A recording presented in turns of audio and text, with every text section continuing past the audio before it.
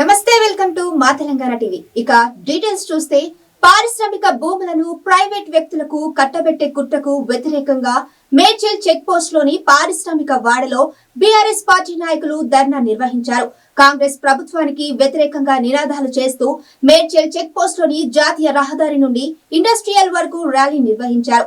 ఈ ధర్నాలో మాజీ కార్మిక శాఖ మంత్రి, మేడ్చల్ ఎమ్మెల్యే చామకూర మల్లారెడ్డి, మేడ్చల్ జిల్లా బీఆర్ఎస్ పార్టీ అధ్యక్షులు MLC Shamipur Raju, Malkajgiri parliament BRS party in charge Ragidi లక్ష్మారెడ్డిలు పాల్గొని పారిశ్రామిక భూములను ప్రైవేట్ వ్యక్తులకు కట్టబెట్టే కుట్రను వ్యతిరేకించారు. మాజీ మంత్రి, మేడ్చల్ ఎమ్మెల్యే మల్లారెడ్డి మాట్లాడుతూ Hyderabad industrial land transformation policy పేరుతో లక్షలాది మంది కార్మికులను రోడ్డున పడేసే ఆలోచన కాంగ్రెస్ ప్రభుత్వం చేస్తుందన్నారు. పారిశ్రామిక భూములను ప్రైవేట్ వ్యక్తులకు అమ్మితే ఇక్కడి కార్మికులకు 20% ఇవ్వాలని డిమాండ్ చేశారు.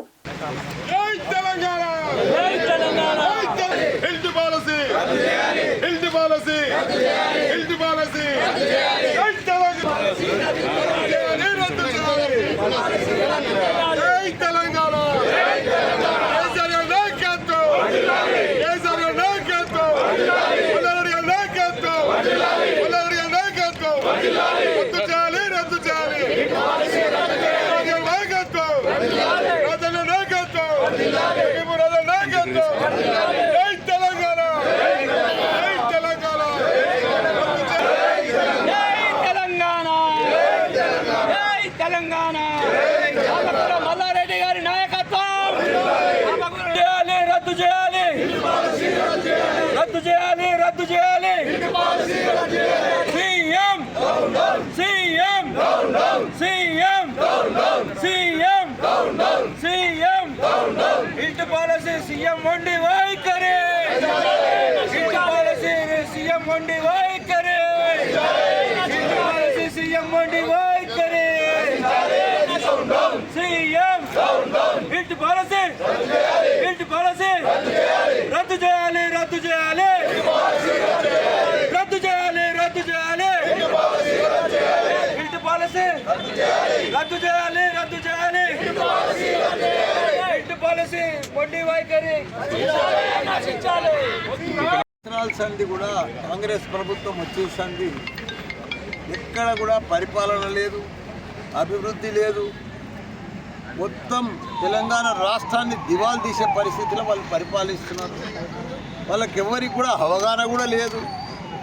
వాళ్ళు సడన్గా ప్రభుత్వం వచ్చేసింది, వాళ్ళకి పరిపాలన కూడా చేతనైతలేదు. ఇప్పుడు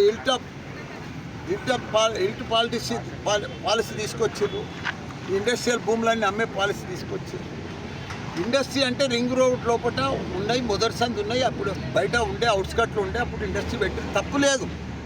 కానీ వాళ్ళని అంతా ఇండస్ట్రీ అంతా ఇప్పుడు బయటికి తీసుకుపోయి వాళ్ళకి మంచిగా ఒక పర్మిషన్ ఇచ్చి అమ్ముకోమని మల్టిపుల్ జోన్ చేసి వాళ్ళకి చేస్తే అక్కడ ఉన్న లక్షలాది మంది కార్మికుల పరిస్థితి ఏంది? వాళ్ళ పిల్లలు చదువుకుంటున్నారు, వాళ్ళకి ఇళ్ళ కిరాయిలు కడుతున్నారు, వాళ్ళు ఇళ్ళ ఇండస్ట్రియల్లో పనిచేస్తున్నారు. ఇప్పుడు మేడ్చల్ 113 ఎకరాలు ఉన్నాయి, పెద్ద ఇండస్ట్రియల్ ఉంది. కొన్ని 30, 40, 50 ఏళ్ళ సందర్లో పనిచేస్తున్నారు కార్మికులంతా కూడా. ఇక్కడనే ఇల్లు తీసుకొని కిరాయికుంటున్నారు, వాళ్ళ పిల్లలకు స్కూల్ ఫీజులు కట్టుకుంటే బతుకుతున్నారు. వాళ్ళ బతికేం కావాలి? ఈ ఇండస్ట్రీ ఆయన పోయిటాడు, ఇక్కడ మంచిగా ₹1,00,000 గజం వస్తుంది, బయట పోయి కొట్టాడు. కానీ వాళ్ళ పరిస్థితి ఏంది? వాళ్ళ పరిస్థితి కావాలంటే మీరు కూడా ఒక పాలసీ చేయండి. ఇప్పుడు అమ్ముతున్నావు కదా, 20% కార్మికులకి ఇయ్యండి. కార్మికులను మొత్తం రోడ్డు మీద పడుతున్నది. అమ్మిన దాంట్లో 20% కార్మికులకు కూడా పెట్టండి. ఎందుకంటే డబ్బులు వస్తున్నాయి కదా. అప్పుడు ఫ్రీ అలాట్మెంట్ అయిన ల్యాండ్లు ఇవన్నీ కూడా ఇండస్ట్రీ పెట్టమని, ఉపాధి కల్పించమని ఇవన్నీ పెట్టిన ల్యాండ్లు ఎవరికేమి ఇవ్వకుండా కార్మికులను మొత్తం లక్షలాది మంది కార్మికులను అంతా రోడ్డు మీద పెట్టినప్పుడు, మా కేసీఆర్ ఉన్నప్పుడు కార్మికులను కడుపులో పెట్టుకొని కాపాడిండు. ఒక 25 లక్షల మంది, నేను కార్యక్రమ మంత్రి ఉన్నప్పుడు 25 లక్షల మంది మన దగ్గర 15-16 రాష్ట్రాలకి వెళ్ళి వచ్చి కార్మికులంతా మన దేశంకి వెళ్ళి అంతా వచ్చి మన తరపు పనిచేస్తారు. ఇప్పుడు ఉన్న కార్మికులను, మన తెలంగాణ కార్మికులను ఏళ్ళ సంది జ్యేష్ఠులను అంతా రోడ్డు మీద పడేసి, ఒక్కటి కాదు రోడ్డు మీద పడేసి కార్మికులు రోడ్డు పడ్డారు, వ్యాపారస్తులు రోడ్డు మీద పడ్డారు. ఎవ్వరికి రియల్ ఎస్టేట్ పుట్టుపడిపోయింది. మొత్తానికి కాంగ్రెస్ వాళ్ళ జేబులు మాత్రం ఫుల్. ఇది నడిచే ప్రభుత్వం కాదు. తప్పకుండా ఇది అంతా రద్దు చేయాలి. ఇంటి పాలసీ ఈ ఇండస్ట్రియల్ అమ్మే భూములన్నీ కూడా 9,200 ఎకరాలు. అది మామూలు విషయం కాదు, లక్షల కోట్లు ఇదంతా స్కామ్ కింద జరుగుతుంది. కాబట్టి ఇదంతా కూడా మానుకోవాలి, రద్దు చేయాలి. ఇండస్ట్రీ భూములు అమ్మేది కార్మికులంతా కూడా ఏకంగా పెద్ద ఎత్తున ధర్నా చేయాలని కూడా మీ అందరూ